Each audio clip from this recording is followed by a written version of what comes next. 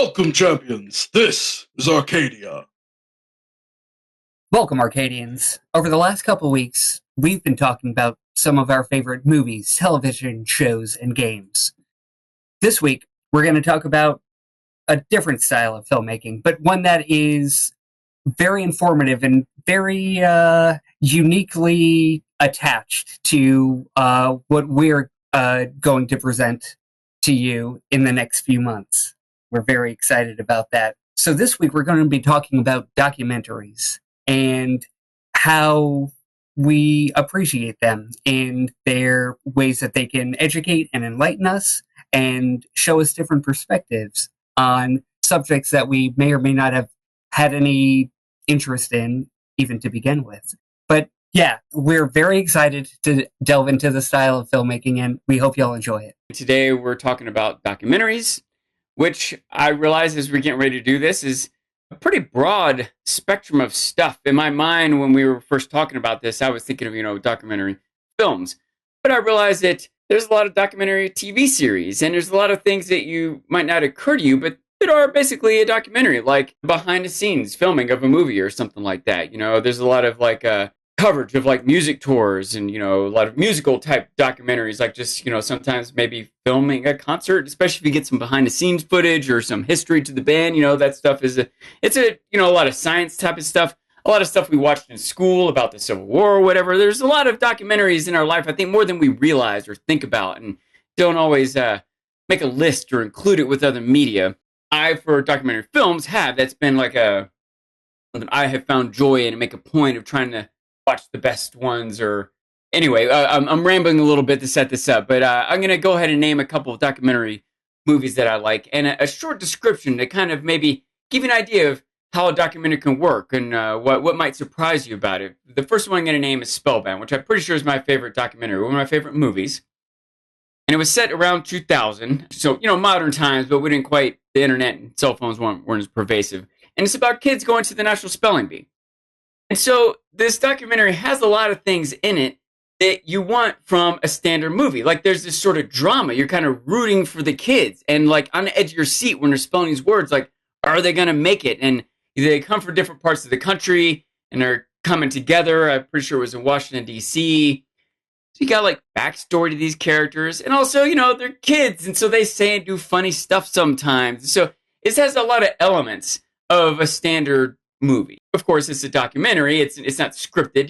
They were just following these kids around in this competition.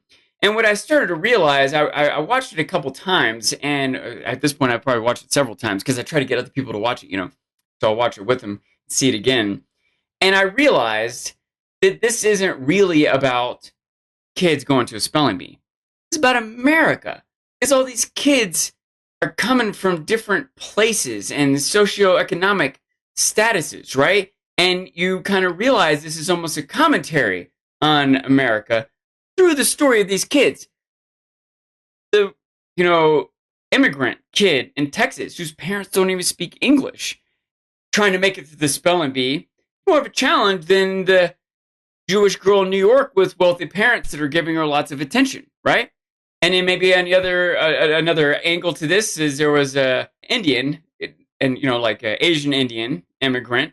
Parents came over, successful, pushing his kids to go to the spelling bee. And it's also, I realized, maybe about parenting style, because in the story, this kid was maybe being pushed too hard. He was sacrificing social life, and there's pressure from his dad. And so this movie, really, it's this different slices of life from across America and parenting styles, and it was not presented that way. That, maybe at least subconsciously that was the point of the filmmakers, but what they're telling you is about the spelling bee, but there's so much other to gain from it. It was so interesting.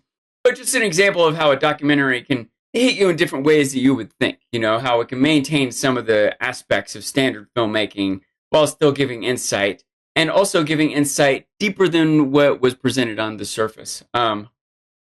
Another interesting one that I want to point out was called Grizzly Man. And this was, again, I think around 2000. There's a filmmaker named Werner Herzog, and he's renowned. If you ask all the best directors, all the directors you've heard of, who their favorite is, Werner Herzog is probably what they're going to say, or at least have him in their top 10. He's made a lot of different types of movies, but he doesn't make like blockbuster hits, so he's not quite as famous. But he made a documentary, or probably made several, but one that stood out to me was called Grizzly Man. And it was about this guy. He was like a student studying, the wilderness or environmentalism, something like that. And he went to Alaska and studied grizzly bears. And he did it as like a school project, but he found some solace out there, I guess. And he kept going back. And each time he would record himself. Now, again, this is before cell phones. So he had like a little camera he would set up and turn it on or just walk around and start talking. I think he might have had like a GoPro maybe on his head sometimes. So, spoiler alert, it's kind of tragic, but he gets killed by the bears.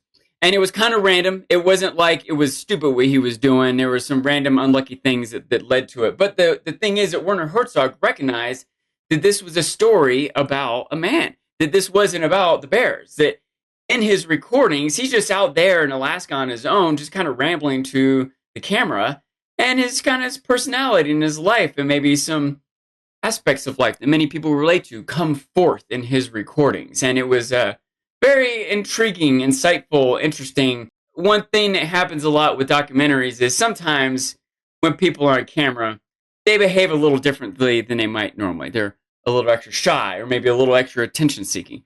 But when you're on camera long enough, you start to forget and your real self comes through a little. Does that make sense? And that was particularly true with Grizzly Man. Anyway, I could go on and on. I have found that I really love, there's a lot of types of documentaries, and just like action movies. There's a wide range of action movies. So if someone says they don't like action movies, but they still might like Saving Private Ryan, or, they might be referring to a certain category, like I don't like whatever, Marvel superhero stuff, but I do like whatever, So there's a wide variety. And I bet you can find one out there that you like. And I think, too, that's interesting, the variety of styles and topics that documentaries can take on, and it can still be kind of inspirational. And we have taken some inspiration ourselves. When I think of documentaries, I think of what Sean says is like stuff that you would like see at school, something that's kind of boring. But I have throughout the years realized that I have watched documentaries that I didn't realize were documentaries. I was into Final Fantasy XIV, and they made a documentary about the fall of the original Final Fantasy XIV and how it became the current Final Fantasy XIV that we have. It was a 3-part documentary, 50 minutes, I think, each, made by NoClip. And I liked it. A couple of other ones that I didn't realize. I watch a lot of TV shows, and sometimes reality TV shows can, I guess, hit that borderline of reality TV. I've watched something called Dance Moms, which is about moms that take their kids into a dancing competition, and they're in a school, and they basically travel across the country to perform in contests. And my wife loves dancing in general, so she wanted me to watch it. I've seen something also called Sister Wives, which is about a polygamy family. Interesting. But those are like some I just realized that, again, I don't watch documentaries, but those are a few that I have. There's a channel on YouTube that I particularly like that's called Magnates Media, where they combined basically a documentary and a film-like quality. And he does a very, very good job. And it's probably my favorite type of, I guess, documentary. If you had to argue what type of documentary I gear toward, is cinematic ones. But I haven't watched too many. There may be some that I may watch that John always recommends to me that may touch me. I don't watch a lot of documentaries. At least I thought so. Because the idea of a documentary is that it's people talking about another thing. A lot of the time, that doesn't sound very interesting. And then I actually looked at what is actually categorized as a documentary. I don't know if you've played the Lord of the Rings video game, but they actually have a whole documentary talking about the making of the Lord of the Rings inside of the video games. And I watched all 4 hours of that documentary. It's so much to watch, but I was like, oh man, this is great. I'm getting to learn more about Lord of the Rings. Oh yeah. And then as a kid, I was fascinated with wildlife.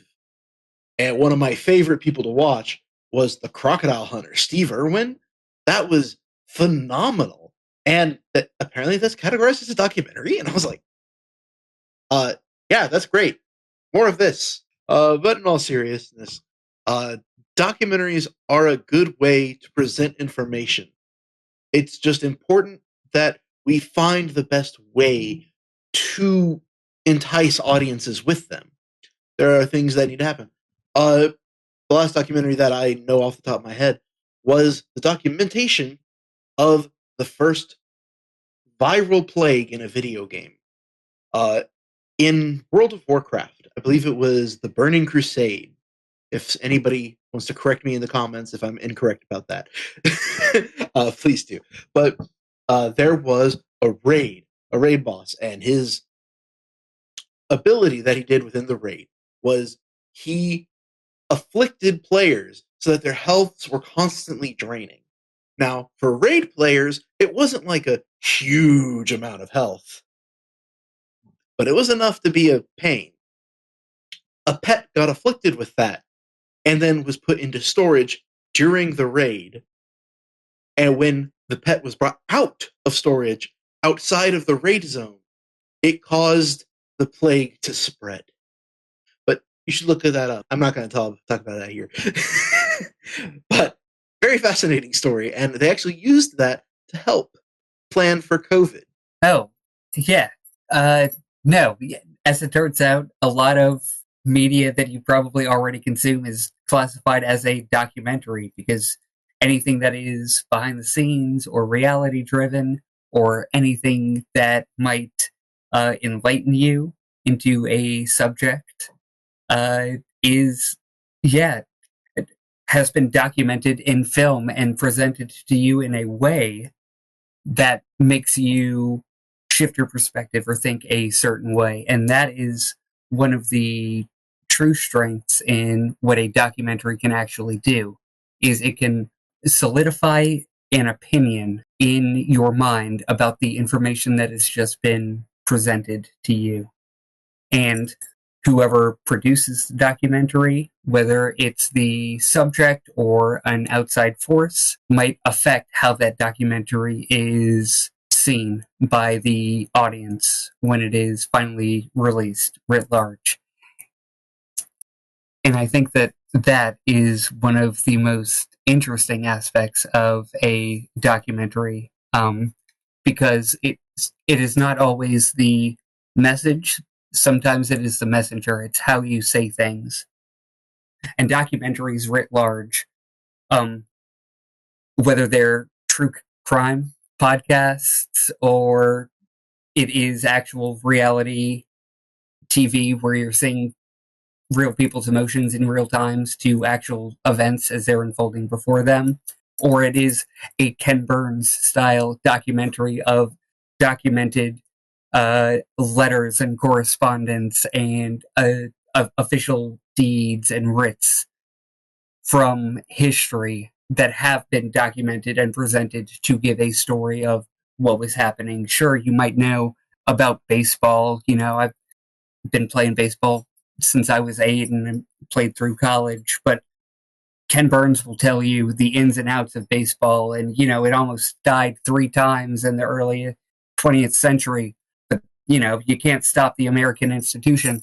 That's like the feeling that Ken Burns wants to impart into you, that it's not just about the subject matter, but sometimes it's about the things that are going on in the background or seem like they would play second fiddle in a documentary about dance moms or playing Donkey Kong in the arcade, you know, as with Fistful of Quarters, King of Kong. It is more than just the subject matter, is the true essence of the documentary, because you want to capture the human experience.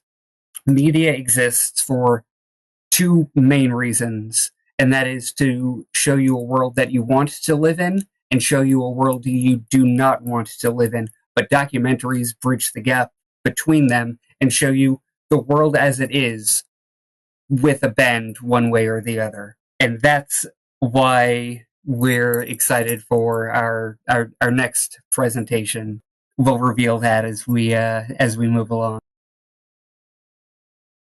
Hey, Arcadians, thanks for sticking around with us. Make sure you drop in the doobly-doo below some of the documentaries that you like, maybe some interesting behind-the-scene moments that you just can't get enough of.